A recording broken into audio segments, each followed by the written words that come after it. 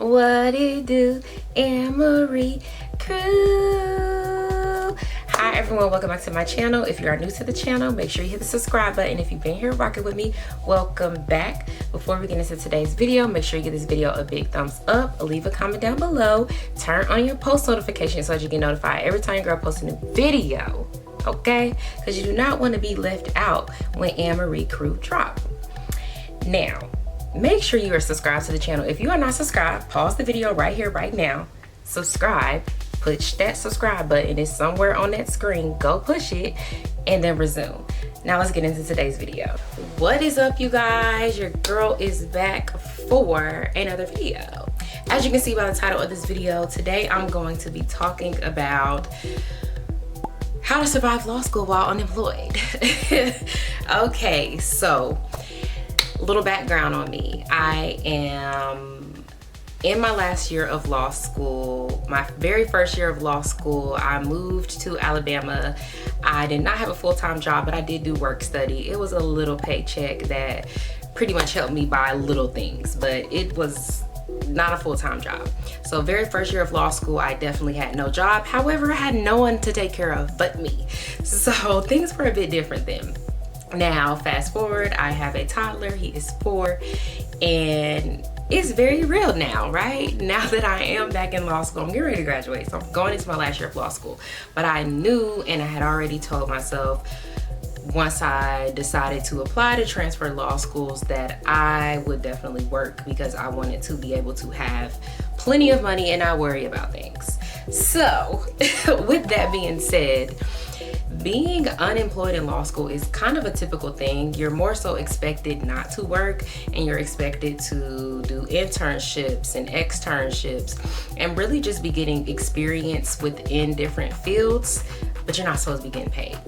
Well, I say you're not supposed to be getting paid. Not necessarily that you're not supposed to be getting paid, but the focus is to be on school more so than you working. This is supposed to be time for you to be developing the necessary skills for you to enter into the legal profession.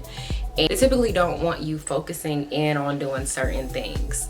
So work is one of them. And I definitely understand why. Hold on. So with all of that being said, now it is very different.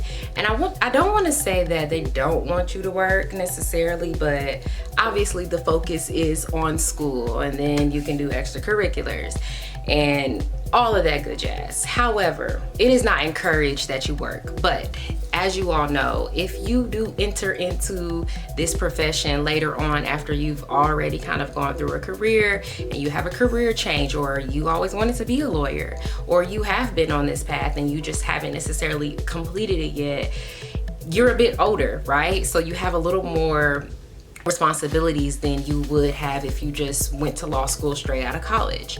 So it's a bit different when you are entering into a school, and the law school that I am at does cater to part-time students, cater to students that and individuals that may be on their second career, or may have already have families and be well off and established. And there's also some recent college graduates as well. So it's a great mixture, but there is a good catering to the crowd that has a little more responsibilities, therefore have to work. So I talk about this because there's a lot of different things that you can do aside from working a full 9-to-5 job. So I've worked full-time, I've worked part-time. I work as an entrepreneur on my own businesses. So it's a bit different, but specifically today what I want to talk about is being unemployed in law school. So I just want to offer a few things that you can do if you are unemployed and you're in law school. These are some really, really easy things that you can do to make money that aren't going to take up too much of your time throughout the week. So you're still going to have plenty of time to study, plenty of time to be involved in extracurricular activities and whatever other personal things that you do on the daily basis that you have fit into your schedule as a law student. So first thing to do, well, one thing that you can do is babysit. So if you don't know, there are plenty of websites where you can sign up to become a babysitter and pretty much babysit children locally within your area. Some people may have more strict criteria. Some websites may have more strict criteria. You may have to have a certification. You may have to have prior experience. You may have to have references. But that is something that you should explore if you like children, of course. If you know how to take care of children, don't just go signing up to be a babysitter if you ain't never watched a child before, obviously. But that is something that you can do if you're interested. And it's easy, and obviously you can do it whenever you want to. I really hope this video is focused, because I don't know if it is, y'all, and I just really can't tell for real. And I am running out of time, so I got to get going. But that's one thing. Another thing that you can do is freelance video editing. Get on Fiverr, Fever, don't really know how to pronounce it, but y'all know what I'm talking about. I'll put it across the screen. But that is definitely something you can do. Freelance video editing, and really freelance anything that you know how to do. Say that you are an editor, a video editor, a picture editor. You know how to create website designs. You know how to do online marketing or digital marketing services. Literally, you can get on Fiverr, create an account, and be a freelance whatever you know how to do. Use the skills that you already have to help you make easy money while you're in law school, because it's no joke. Law school textbooks are not cheap. Law school courses are not cheap. Law school parking, if it ain't included in your tuition, is not cheap. So if you are here in Atlanta going to law school downtown, it is not cheap. So these are some things that you should definitely take advantage of doing. What do you already know how to do that is not related to the law? Get on there and do it. Literally get on there and do it.